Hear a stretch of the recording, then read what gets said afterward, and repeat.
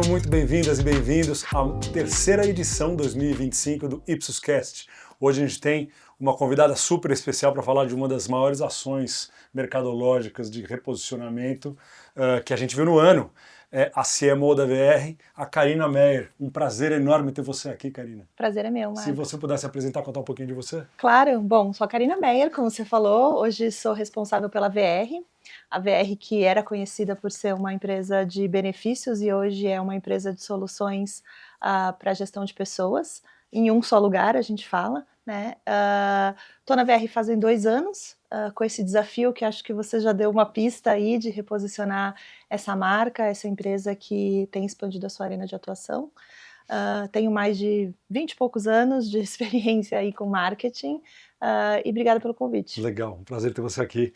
E Karina Koleng, bem-vinda, obrigado por você ter aceitado o nosso convite. Eu que agradeço estar aqui para falar com uma pessoa que eu gosto muito, que é minha ex-chefe, Karina maravilhosa, e de um mercado muito bacana que a gente tem aprendido bastante nos últimos estudos que a gente fez. E o que você faz aqui na Ipsos, Karina?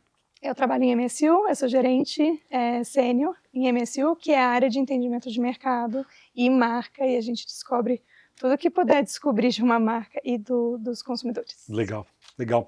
Vamos começar. Eu queria, antes de mais nada, Karina, entender como foi a leitura que vocês fizeram do setor, de maneira geral, do mercado, que provocou alguma restauração tão importante dos players, né?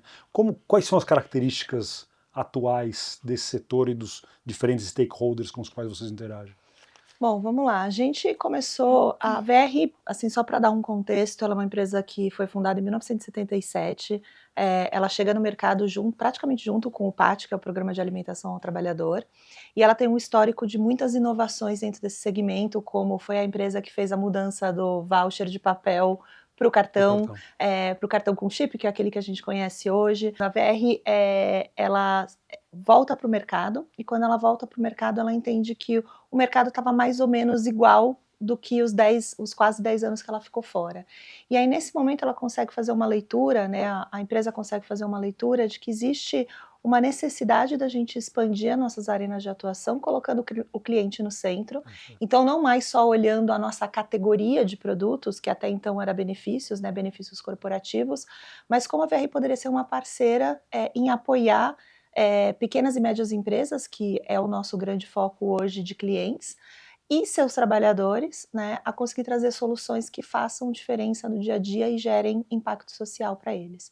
E aí, nesse processo, a VR toma uma decisão bastante ousada de fazer uma série de aquisições de empresas para começar a compor o que a gente chama hoje do nosso ecossistema, né? Então a gente olha qual é a jornada desse empregador, a jornada desse trabalhador, o que ele faz, né, da hora que ele acorda até a hora que ele vai dormir, e como que a gente pode estar presente nessa jornada com produtos, serviços e soluções. Então, o primeiro passo é fazer esse mapeamento e entendimento desse mercado, dessas arenas de necessidade que esse trabalhador tem, e as aquisições começaram a ocorrer a partir daí. Então, a gente faz uma aquisição de uma empresa que olha para essa visão mais de RH digital, o que no mercado é chamado de HCM, que é esse gerenciamento do capital humano, né, que faz controle de jornada, férias, holerite, enfim, toda essa gestão do que a gente chama de RH legal, mas também tem a parte de gestão de pessoas. Então a gente faz uma primeira aquisição, a gente traz uma segunda aquisição focada em mobilidade, porque a gente sabe que um dos grandes desafios, principalmente de grandes centros urbanos que a gente tem aqui no Brasil, é essa capacidade de se locomover. E hoje, toda a parte de gerenciamento de benefícios relacionados à mobilidade, como por exemplo Vale Transporte, é bastante caótico para esse empregador conseguir fazer esse gerenciamento. Traz também para dentro desse ecossistema uma empresa muito especializada em solução de marketplace e em programas de fidelidade, para que a gente possa criar uma estrutura para levar para esse trabalhador vantagens além daquelas que é contratada pelo empregador dele. E mais recentemente a gente fez uma última aquisição que foi de uma empresa de gestão de despesas corporativas, né? Então, sempre com esse olhar de entender como que a gente pode facilitar a vida de empregadores e trabalhadores. É uma estratégia construída de fora para dentro, né? Você identifica todas as aquisições que você citou, elas atendem uma nova ou intensa necessidade de fora para dentro, seja do trabalhador, seja das empresas. É essa a visão? Quer dizer, uma visão muito de compreender o contexto para que depois a gente consiga definir a estratégia? Exatamente isso, a gente olha a necessidade do cliente, né, coloca o cliente no centro, então não é olhar a minha evolução a partir do que eu ofereço como produto, serviço e solução, mas entendendo a necessidade desse cliente, eu consigo desenvolver essa capacidade internamente com a evolução dos meus produtos ou eu preciso trazer Perfeito. uma outra capacidade para dentro de casa para poder expandir esse ecossistema. Então a gente passa por todas essas etapas de trazer todas essas empresas, que começou desde 2021, né? A gente concluiu a última aquisição agora em 23, mas aí vem o segundo desafio, que aí é o desafio onde eu acho que tem bastante a ver com o que a gente vai conversar hoje, que é, tá bom, mas e agora como é que eu conto essa história? Que marca é essa que vai abraçar esse ecossistema e Ainda como que mais a gente vai se uma marca posicionar? que era sinônimo de categoria cá entre nós, né? Quer dizer, você tem um obstáculo a mais. Karina, como é que é possível fazer isso? O que você vê dos clientes com os quais a gente trabalha? O que você vê, que lógica, que rotinas administrativas a gente pode ter para fazer essa percepção de contexto? Porque não é tão fácil a gente olhar para fora, em primeiro lugar, quer dizer, você precisa realmente reconhecer. E acho que o caso que você conta é muito interessante, que a empresa precisou sair do mercado para depois voltar e olhar.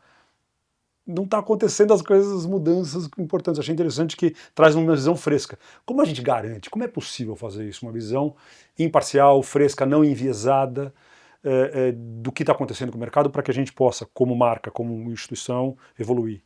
Então, e foi dentro, inclusive, Marcos, foi nesse momento que a Karina contou toda a história e que a gente foi ouvindo, e a gente pensou, nossa, mas isso casa exatamente com a narrativa Ipsos que a gente tem sobre entender o contexto, entender a expectativa e moldar a expectativa do consumidor, do cliente final, etc., e agir com empatia. É justamente aí que a gente consegue ajudar uma marca como a VR a acionar esses 3 pontos. Então, a VR já está muito ciente da contextualização e da situação. E aí já trouxe todo um novo cenário, um ecossistema, já está moldando a expectativa, porque ela responde essas necessidades, é uma reação às novas necessidades. E agora é justamente o ponto da empatia.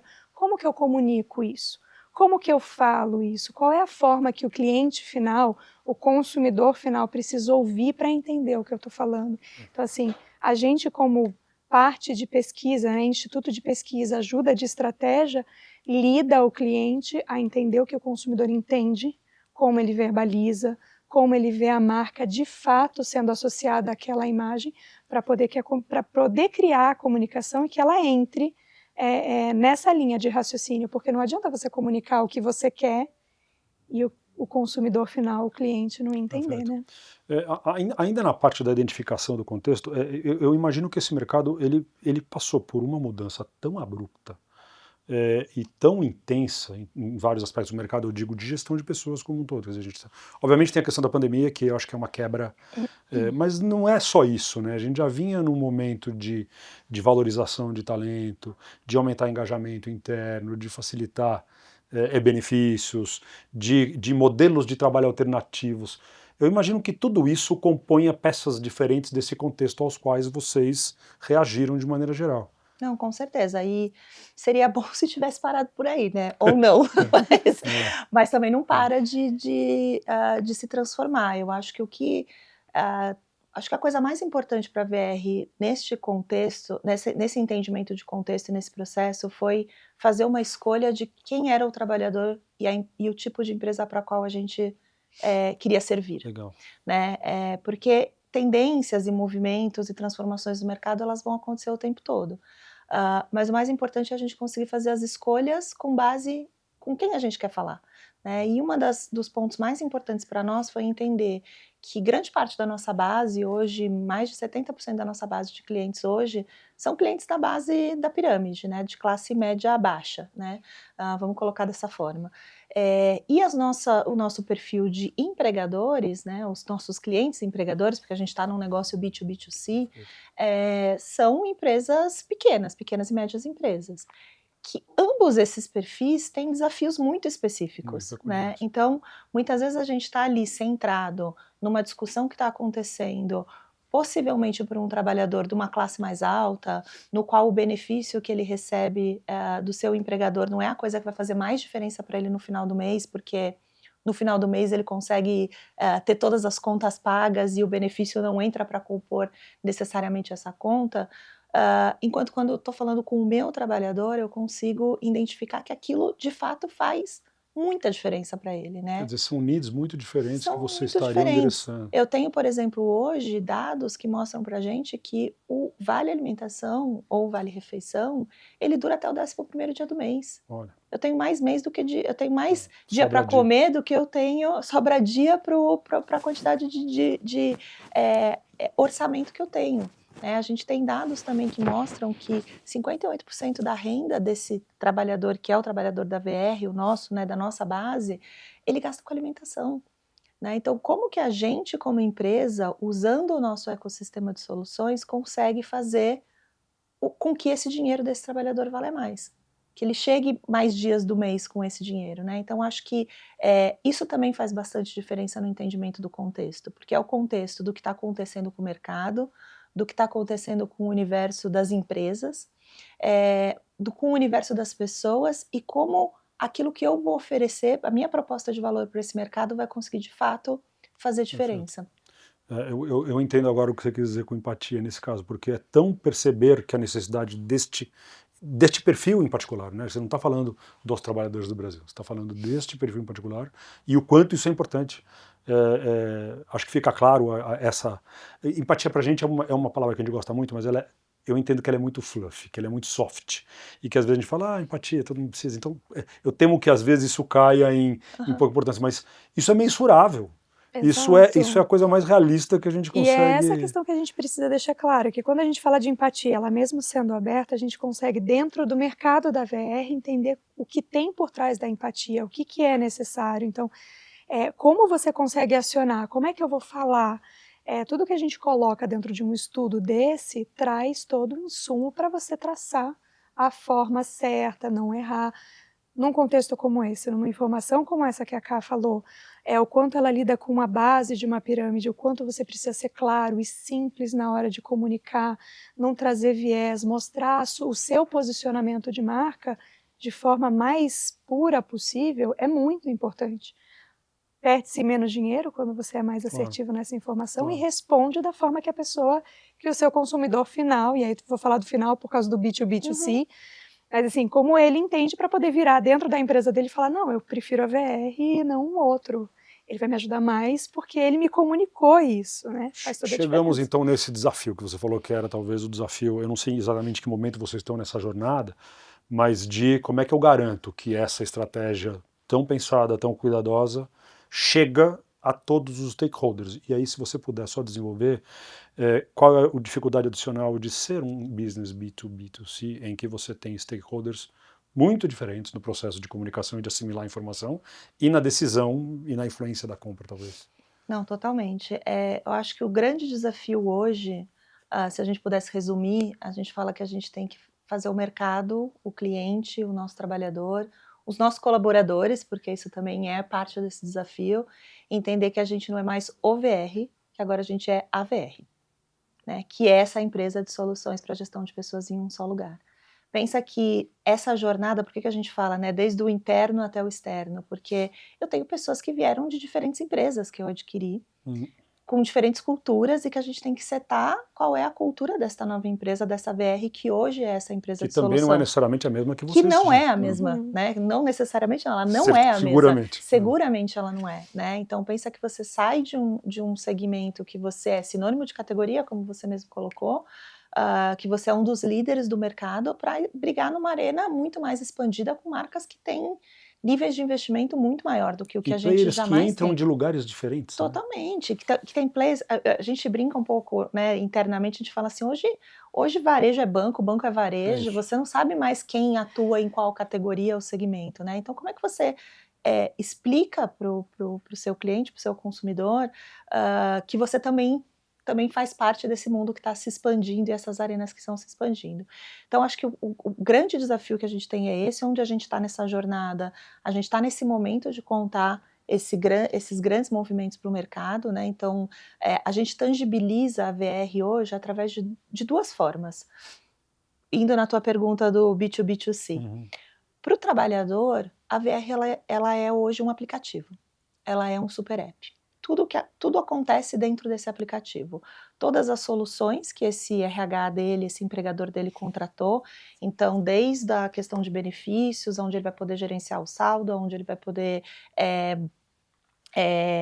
ter um acompanhamento de sugestão de gasto por dia, escolher indicação de estabelecimento para ele poder conhecer, visitar. Ali dentro também tem, se for um serviço contratado pelo empregador, ele já pode bater o ponto direto no aplicativo. Tudo acontece lá dentro. Além disso, além das soluções contratadas pelo trabalhador dele, tem as soluções que a VR oferece para ele. Então, eu tenho toda uma vertical de soluções financeiras. Então, ele pode fazer o saque aniversário do FGTS no aplicativo. Agora ele já pode, ainda não está totalmente aberto para o mercado, mas estará, né? Não é um segredo. A gente vai começar a oferecer para os nossos trabalhadores o crédito do trabalhador, que é esse novo consignado. Então ele pode fazer a contratação desses produtos, mesmo que o RH dele hoje não tenha contratado. E aí a gente também tem toda uma vertical de sorteios, de escaneamento de nota fiscal com cashback, que faz de fato o dinheiro dele valer mais. Isso é a VR para o trabalhador. É um aplicativo essencial no dia a dia para gerenciar a rotina dele e para fazer o dinheiro dele valer mais. E por outro lado, a gente tem a VR para o empregador, que é um super portal, que é uma plataforma onde ele, além de fazer todo o gerenciamento de todos os serviços que ele contrata na VR, e dele ter a possibilidade hoje de contratar tudo num único lugar, porque pensa que assim, a gente brinca, né, que o empregador antes tinha tudo no papel, aí foi tudo para planilha. Aí agora ele tem 10 softwares diferentes para gerenciar 10 provedores diferentes, em lugares diferentes. Então, quem ele compra o Vale Transporte, quem ele faz o controle de jornada, quem ele faz a gestão de benefícios. Então, a gente trouxe tudo isso para uma única experiência. E essa experiência, além da questão do produto, da solução que a gente está oferecendo, ela também traz inteligência de dado. Então, ele consegue entender o nível de competitividade dele versus a concorrência, ele consegue ter dados que ajudam ele a tomar decisão sobre a otimização de custo, otimização de horas. Então, é uma plataforma que funciona como um RH digital para ele estar ali acessando o momento que ele precisar e tornar o negócio dele mais... focar naquilo que realmente importa, que é fazer o negócio dele durar por mais tempo, porque a gente sabe que as pequenas e médias empresas no Brasil têm um tempo de 2 anos de duração, né? Mas também como a gente democratiza acesso à tecnologia para ele, para que ele possa focar nas pessoas, para que ele possa focar no negócio, para que ele possa focar no que realmente E aí, importa. nesse contexto, vocês de fato trabalham com esse dual target, quer dizer, do ponto de vista de comunicação e atividades? O super app da VR, ele é também comunicado para o empregador, porque ele é um diferencial para esse empregador. Porque quando ele não está contratando só uma empresa de benefício ou só uma empresa de RH digital que vai ajudar ele ali no controle da jornada ou na questão do Vale Transporte. Ele está oferecendo mais um benefício para o trabalhador dele, e a gente sabe que isso mexe com a satisfação. Então, eu também falo desse produto, né, dessa entrega da VR para o trabalhador dele com esse empregador. Mas, de fato, são narrativas distintas. Eu tenho uma narrativa que é mais para falar com esse trabalhador, que é o que faz diferença na vida e no dia a dia dele, e eu tenho uma narrativa mais focada em falar com esse empregador, porque você precisa ter os dois olhares. Preciso ter os dois, as dores são diferentes, né? E o interessante é que dentro de 2 narrativas diferentes, perfis diferentes, ela ainda segue necessitando pegar a expectativa de cada um deles, moldar, contar o que tem por trás e ensinar, né? Então, eu tenho a expectativa de que você facilite a minha vida. Como você vai fazer isso? E aí você precisa contar para o B2B e depois, não precisa contar, mas vai ficar evidente para o B2C o quanto está de fato mais fácil, né? É duplamente expectativa, duplamente empatia, quase que triplamente contexto, porque tem todas as pontas dessa... Karina, fala mais de expectativa para mim, porque depois que você identifica, eu acho que assim, a narrativa que a Karina descreveu para a gente, ela é incrível, né, de você, uma transformação brutal em algo quase universal, né, se a gente pensar bem, todo mundo que trabalha, qual é o que vem depois no modelo conceitual? Uma coisa é você identificar alguma coisa, identifica uma oportunidade, age com relação a isso. Nesse caso, é um caminhão de oportunidade, né, porque é uma coisa enorme até. Mas o que vem depois? Agora vem a concorrência se adapta, sobe a barra de expectativa de todo mundo, que talvez seja esse o caminho. Qual é o próximo passo? Eu acho que essa é o ponto crucial desse momento. Entendi o contexto. Todo mundo cria expectativa, né? Vem um produto novo nesse mercado, vieram os entrantes, trouxeram coisas novas, criam-se novas expectativas. Nenhuma marca atende tudo a todo momento, não dá. E aí você acaba tendo que conectar com o seu público e a expectativa dele de forma funcional e até mesmo emocional.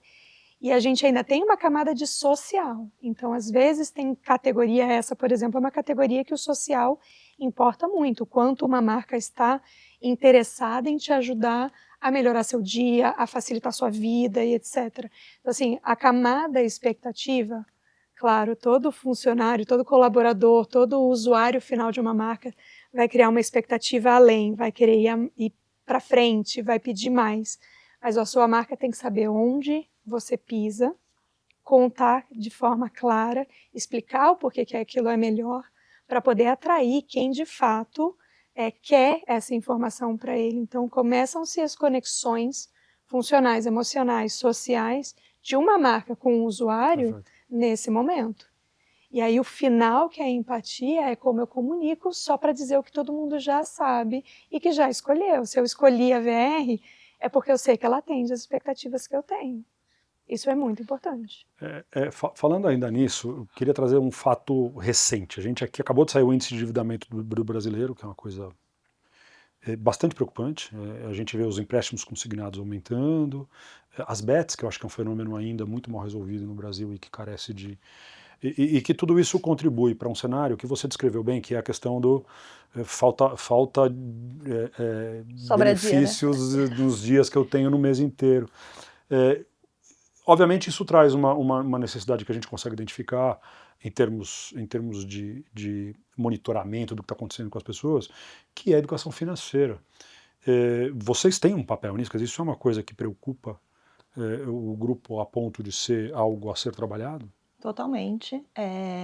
Tanto que quando a gente tomou a decisão de trabalhar na vertical de soluções financeiras, sempre foi com o viés de que é no sentido de ter um impacto positivo para a vida das pessoas, né? Então, até quando a gente fala do próprio crédito consignado, o que é o crédito do trabalhador, conhecido hoje, né, como crédito do trabalhador, ele é um crédito mais barato, né? Então, você tem aquele trabalhador que está enrolado na dívida do cartão de crédito, que está enrolado em dívidas que têm juros muito mais altos, ele é quase como um alívio para esse trabalhador se reprogramar, poder se reorganizar ou poder utilizar numa emergência, né? Então, a gente começou com o Saque Aniversário FGTS, num processo educacional de como ele deveria usar esse crédito, porque eu não sei se você vai lembrar, mas quando teve o boom do Saque Aniversário da FGTS acho que foi início do ano passado ou final de 2023, você tinha muitas marcas, né, muitas